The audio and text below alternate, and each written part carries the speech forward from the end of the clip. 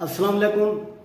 आज हम इस वीडियो में सीखेंगे कि क्लैंप ऑन मीटर को कैसे इस्तेमाल किया जाता है और उसका क्या फंक्शन है। ये हमारे पास क्लैंप मीटर है। सबसे पहले हम क्या करते हैं, इस क्लैंप मीटर के हम पार्ट्स को हम देख लेते हैं। ठीक है जी, कि क्लैंप मीटर के कौन कौन से पार्ट हैं और उनका फंक्शन क्या है। ये रेंज सेलेक्टर स्विच है, इसकी मदद से हम किसी भी वैल्यू पर जा सकते हैं। आपने अगर करंट मेजर करनी है, अगर आपने वोल्टेज मेजर करने हैं, अगर आपने रेजिस्टेंस मेजर करनी है, तो इस रेंज सेलेक्टर स्विच की मदद से हम क्या करेंगे, इसकी रेंज को सेट करेंगे जी। ये सबसे पहले अभी ऑफ पोजीशन पे है, ये अभी ऑफ पोजीशन पे है, तो मैं क्या करूंगा, इसको ऑन करूंगा। अब मैंने ऑन कर दिया है, यहां पे मैं रखूंगा तो यहां से मुझे ये एसी वोल्टेज और डीसी वोल्टेज, सबसे पहले मैंने ये वोल्टेज पे मैंने सेट कर दिया है। यहाँ पे आप देखें तो यहाँ पे डीसी और एसी क्लैंप ऑन मीटर है, ये डीसी और एसी वोल्टेज दोनों को मेजर कर सकता है, पैमाइश कर सकता है। यहाँ पे हम सेट करेंगे तो हम डीसी वोल्टेज भी और एसी वोल्टेज भी हम मालूम कर सकते हैं। यहाँ पे अगर आप देखें तो ओम का सिंबल भी बना हुआ है। यहाँ पे आप क्या करें, अगर यहाँ पे आप इसकी रेंज को सेट कर दें तो अब आप किसी भी रजिस्टर की रेजिस्टेंस को मालूम कर सकते हैं, यानी रेजिस्टेंस की पैमाइश करने के लिए भी हम क्लैंप मीटर को इस्तेमाल कर सकते हैं।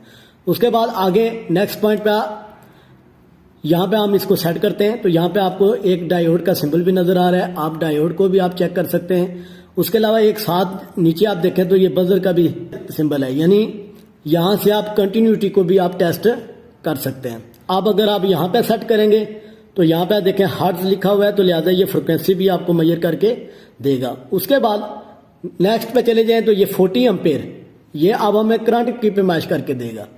इसकी जो मिनिमम रेंज है वो 40 एम्पेयर है और जो मैक्सिमम रेंज है वो 400 एम्पेयर है। ये एसी और डीसी दोनों करंट की पैमाइश कर सकता है। उसके बाद हमारे पास ये सिलेक्ट वाला बटन है, जिसकी मदद से आप अगर डीसी वोल्टेज मेजर करना चाह रहे हैं तो यहाँ से आप डीसी में चले जाएंगे। जैसे यहाँ पे ये एसी बता रहा है, मैं इसको प्रेस करूंगा तो ये अब डीसी में चला गया। ये जो बटन है इसकी मदद से आप अगर आप डीसी वोल्टेज मेजर करेंगे तो डीसी पे सेट कर देंगे, अगर डीसी करंट मेजर करेंगे तो डीसी पे सेट कर देंगे। और अगर आपने एसी मेजर करनी है तो यहाँ से आप बटन को प्रेस करेंगे, अब ये यहाँ पे देखें एसी में आ गया। अब आप एसी वोल्टेज और एसी करंट की पैमाइश आप कर सकते हैं। उसके बाद हमारे पास ये जो दरमियान वाला बटन है, इसको हम इसलिए इस्तेमाल करते हैं कि अगर आपने मिनिमम वैल्यू से मैक्सिमम वैल्यू तक आपने उसकी पैमाइश करनी है तो आप इससे कोई भी रेंज आप सेलेक्ट कर सकते हैं। जैसे मैंने अभी रेंज सेलेक्टर स्विच को ओम पे रखा हुआ है तो यहाँ पे मुझे ओम बता रहा है, यहाँ पे मुझे ओम बता रहा है। अब मैं जैसे इसको सिलेक्ट करूंगा तो अब ये वैल्यू किलो में बता रहा है। ठीक है, अब अगर इसको मैं दोबारा प्रेस करूंगा इस बटन को तो अब ये वैल्यू हमें मेगा ओम में देगा। ठीक है, यानी आप इसकी मदद से कोई भी रेंज आप सेट कर सकते हैं। उसके अलावा अगर आपने वोल्टेज डीसी वोल्टेज आपने चेक करने हैं, ठीक है, तो अभी यहाँ पे देखें ये जो रेंज सिलेक्टर स्विच है, ये जो रेंज है यहाँ से हमने मिली वोल्ट पे रखा हुआ है। अब मैं क्या करूंगा, इसकी वैल्यू को मैं चेंज करूंगा, अब ये वोल्ट में आ गया। तो यानी ये रेंज सेट करके आपको दे सकता है कि आपने मिनिमम वैल्यू से मैक्सिमम वैल्यू तक अगर आपने उसकी पैमाइश करनी है तो आप इसकी मदद से आप सेट कर सकते हैं। बैटरी के वोल्टेज हमें चेक करने हैं तो यहाँ से हम प्रेस करेंगे और जो पॉइंट होगा वो हम स्टार्ट पे लेके आएंगे। ठीक हो गया।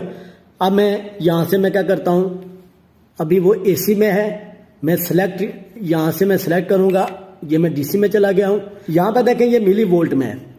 ठीक है, यहाँ पे ये रीडिंग आपको क्या दे रहा है, मिली वोल्ट में रीडिंग दे रहा है।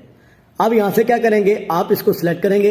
अब यहां से आप क्या कर सकते हैं, 9 वोल्ट की बैटरी के वोल्टेज आप चेक कर सकते हैं। 9 वोल्ट बैटरी के वोल्टेज आप चेक कर सकते हैं। उसके बाद अगर आपको ज्यादा वोल्टेज चेक करने हो, 12 वोल्ट या 24 वोल्ट या 50 वोल्ट, तो आप यहां पे उसकी रेंज सेट कर देंगे। तो आप यहां में 50 तक वोल्टेज मेजर करके दे सकता है। अब अगर मैंने 200 वोल्ट या 100 वोल्ट से ज्यादा के वोल्टेज मैंने चेक करने तो मैं यहां पे इसको सेट कर दूंगा। अब ये जो मुझे रीडिंग देगा, ये मुझे 220 वोल्ट की भी रीडिंग दे सकता है, 500 तक भी दे सकता है। अगर मैंने 1000 वोल्ट चेक करने हो तो यहाँ पे मैं इसकी रेंज सेट कर दूंगा। अब मैं कोई भी वोल्टेज मैं इसकी मदद से चेक कर सकता हूँ। उसके बाद यहाँ पे ये बटन है होल्ड के लिए कि ये आपने अगर रीडिंग को होल्ड करवाना है तो आप इसको प्रेस करेंगे और रीडिंग होल्ड हो जाएगी। ठीक हो गया। जब आप इसको दोबारा प्रेस करेंगे तो रीडिंग होल्ड नहीं होगी। ये ट्रिगर है, इसको जाज ट्रिगर भी कहते हैं। इसको आप प्रेस करेंगे तो ये जो ऊपर ये आपको नजर आ रहे हैं ये 2 जबड़े हैं, 2 जाज हैं। जैसे ट्रिगर को आप प्रेस करेंगे तो ये जाज ओपन हो जाएंगे।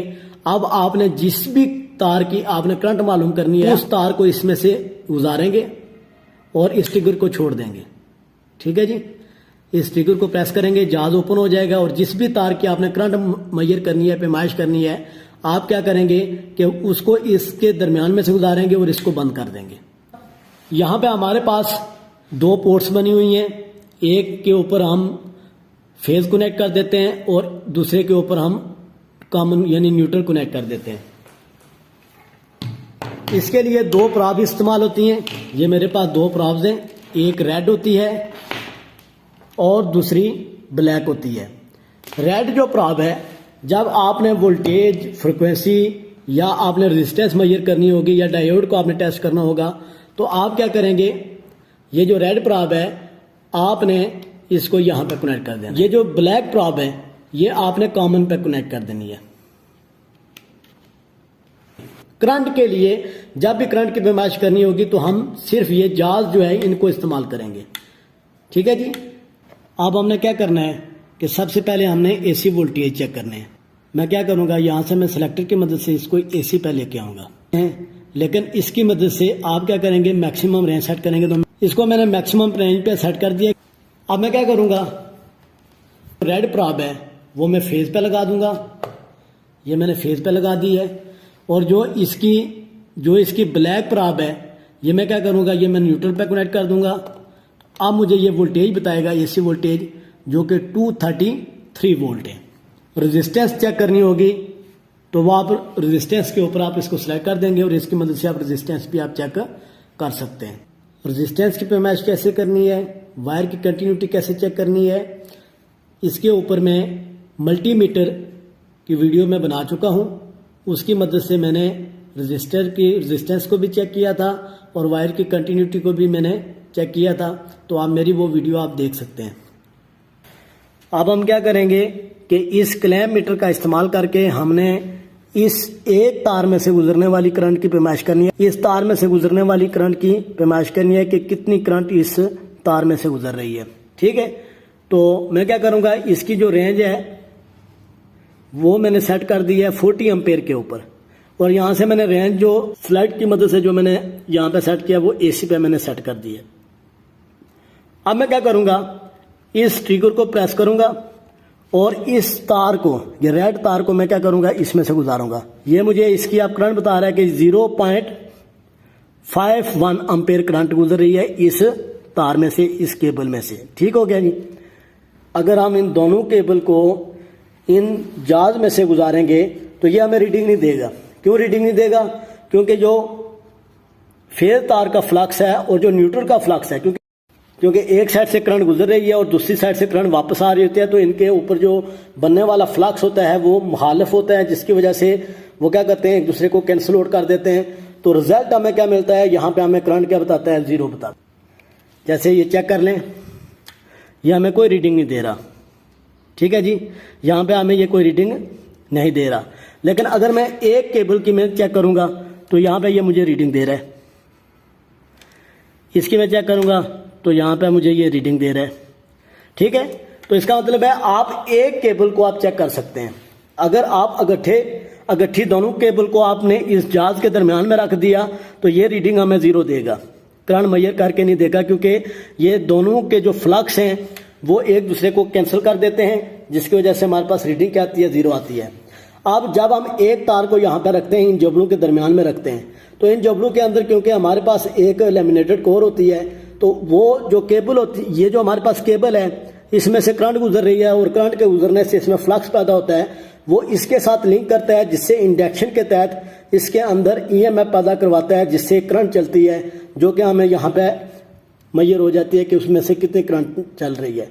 इस तरह हम एक क्लैंप मीटर को इस्तेमाल करते हैं, उसकी मदद से हम करंट वोल्टेज और रेजिस्टेंस यानी डिफरेंट वैल्यूज़ की आप क्या कर सकते हैं, उसकी पैमाइश कर सकते हैं। आपसे रिक्वेस्ट है मेरे चैनल को सब्सक्राइब करें, लाइक करें, शेयर करें और बेल आइकन को प्रेस कर दें ताकि नई आने वाली वीडियो की नोटिफिकेशन आप तक पहुंच सके। बहुत शुक्रिया।